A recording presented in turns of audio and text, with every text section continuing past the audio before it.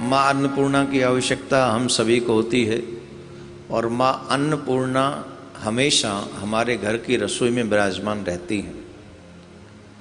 तो रसोई में क्या न होने दें, क्या करें, कुछ चीज़ें मैं आपको बताता हूँ। समस्त गृहिणियों को जो सुन रही हैं, नहीं सुन रही हैं तो आगे जाके ये लोग वीडियो बना देंगे, उसका फिर आगे आप तक पहुंचा देंगे, आप शेयर कर दीजिएगा।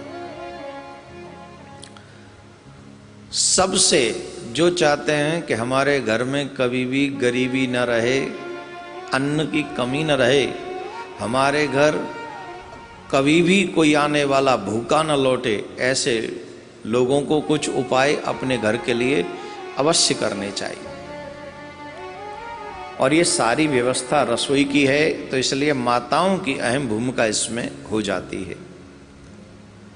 पहली बात, जिस स्थान पर भोजन बनता है उसे हमारे यहाँ रसोई कहते हैं। आजकल नाम बदल गया है, वो रसोई भी समाज के साथ, युग के साथ परिवर्तित हुई, उसका नाम किचन हो गया है। अब वो किचन बन के हमारे घरों में विराजमान है। किचन हो या रसोई, विशेष इस बात का ध्यान देना है कि आपकी रसोई गंदी नहीं होनी चाहिए। जो रसोई, जो किचन गंदी होती है, वहां मां अन्नपूर्णा वास नहीं करती हैं। आप भी गंदे कमरे में तो नहीं रहना पसंद करेंगे, तो वो तो देवी देवता हैं।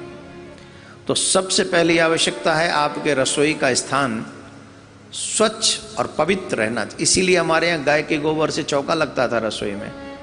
तो कोशिश करें कि प्रत्येक दिन आप अगर चौका नहीं लगा सकते तो गंगा जल से अवश्य रसोई में छिड़काव करें, गंगा जल छिड़क दें। पहली बात, आपकी रसोई पवित्र होनी चाहिए, साफ होनी चाहिए। दूसरी बात जो अहम है वो ये है कि आपकी रसोई में जब आप प्रवेश करें तो ये चाकू इत्यादि होते हैं, उसका दर्शन आपको प्रवेश करते ही नहीं होना चाहिए। ये जो काटने वाली वस्तुएं होती हैं जिनसे आप सब्जी वगैरह काटते हो, हमारे ब्रज में तो दरांत से काटते थे पहले, अब चाकू आ गए रसोइयों में, है ना। पहले दरांत वो होती थी, दरांत जानते हो, वे उसी से सब्जियां काट लेते थे। अब थोड़ा सिस्टम चेंज हुआ, दरांत बड़ा होता है, अब थोड़ा चाकू से काम चल गया है। और भी एक दो चीज़ें होती हैं जिनसे माताएं बहन सब्जी इत्यादि काटती हैं। कहने का अभिप्राय है जो सब्जियां काटने के काम आते हैं, ऐसे वस्तुएं आपके रसोई में प्रवेश करते ही आपको उनका दर्शन नहीं होना चाहिए। इसका मतलब है उन्हें छुपा के रखो कहीं, जब आवश्यकता हो तब निकालो और फिर वहीं रख दो। अब इनका दर्शन करने से क्या होता है कि ये जितने भी काटने वाले संसाधन हैं, ये नेगेटिव एनर्जी एकत्रित करते हैं। अगर आप प्रवेश करते ही इनका दर्शन करेंगे तो आपके हृदय में नेगेटिव एनर्जी, और रसोई में भी नेगेटिव एनर्जी आपके हृदय के माध्यम से, भोजन के माध्यम से, वो जो भोजन करेगा उन तक वो नेगेटिव एनर्जी प्रविष्टित हो जाएगी। इसलिए चाकू इत्यादि से ज़्यादा हित नहीं रखना चाहिए, जितना हो सके छुपा के रखे, काम करे और छुपा के रख दे, दर्शन बार बार उसका ना हो आपको। कई लोग तो मैं देखा है कमरे में भी, कहीं रसोई में जाना न पड़े इसलिए कमरे में ही चाकू रखते हैं, तो नेगेटिव एनर्जी आएगी ही आएगी। तो प्रवेश करते ही आपको इनका दर्शन न हो, ऐसी व्यवस्था आपको करनी चाहिए। दूसरा, अपने घर का भोजन आपको कभी भी उघाड़ा नहीं रखना चाहिए, ढक के रखना चाहिए। चाहे वो सब्जी हो, दाल हो, खीर हो, इवन रोटियां भी हों, सलाद भी हो, जो भी वस्तु है उसे आप उघाड़ के नहीं रखें रसोई में, क्योंकि तमाम ऐसी शक्तियां होती हैं जो घरों के आसपास या घर में मंडराती रहती हैं। अगर वो उघड़ी रहेंगे, आपके भोजन की भोजन की सामग्री खुली पड़ी रहेगी, तो उसमें कोई भी नेगेटिव एनर्जी जाके प्रवेश कर जाती है और इससे माँ अन्नपूर्णा भी प्रसन्न नहीं होती। मक्खी गिर जाएगी, मच्छर गिर जाएगा। इसका मतलब है आप रसोई में सावधान नहीं हो और फिर अन्नपूर्णा माँ रुष्ट हो जाएगी, तो गरीबी आने के चांसेज बहुत तगड़े हो जाएंगे। इसलिए न तो दूध, न आटा, न दाल, न सब्जी, न सलाद, न कोई भी खाद्य भोजन के योग्य जो वस्तु आपने तैयार की है वो खुली हुई नहीं होनी चाहिए, वो ढकी हुई होनी चाहिए। और सबसे अहम बात देवियों को मैं बता दूं, आपके घर में रसोई में बार बार दूध का उफनना अपशगुन है।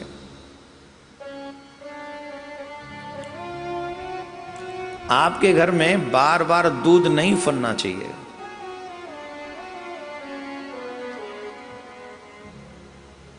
आपके घर में तेल गरम, घी गरम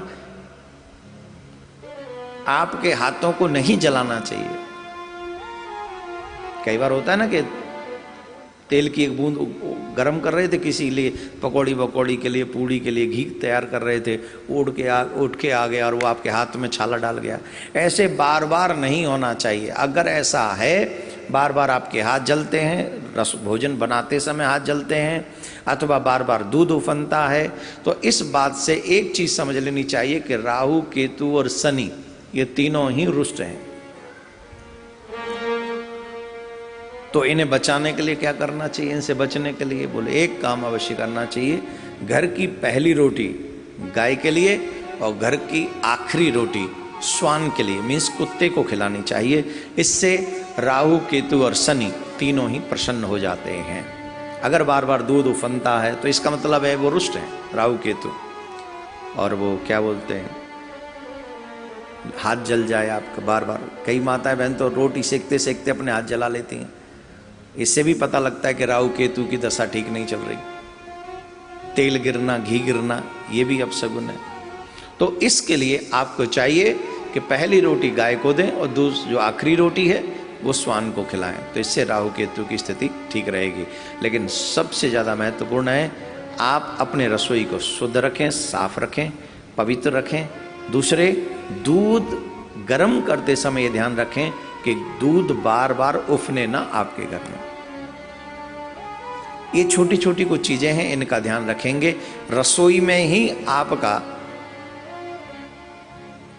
मां अन्नपूर्णा का वास होता है, और जिस घर में मां अन्नपूर्णा प्रसन्न होती हैं, मां लक्ष्मी उस घर से कभी जाती नहीं है। तो आप चाहते हैं कि गरीबी ना आए तो रसोई को साफ शुद्ध रखिए, दूध को फनने मत दीजिए, सावधानी से भोजन बनाइए, हाथ को जलाइए मत।